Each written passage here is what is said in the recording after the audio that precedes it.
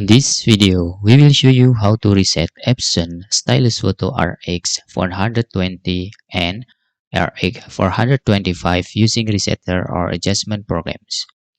Before you download this resetter or adjustment programs, we suggest you to disable for a while your antivirus, including Windows Real-Time Protection and the Tamper Protection if you are using Windows 10 or Windows 11.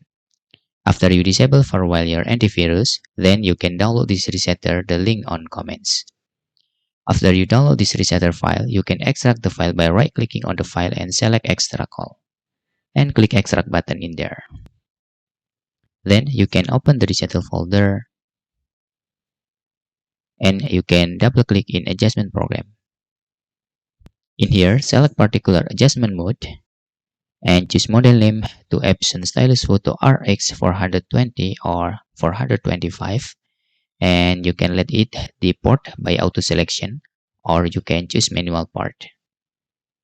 Then you can click Wash Inkpad Counter and click OK. In here, you can directly click Check button. Then you can click Initialization button. After the resetting is successfully, you can click Finish and immediately turn off your printer. After that, you can turn back on your printer again. In any case you face error, you can try to moving your USB printer into another available port on your computers. And that's all tutorial how to reset Epson Stylus Photo RX420 or 425 using resetter or adjustment programs.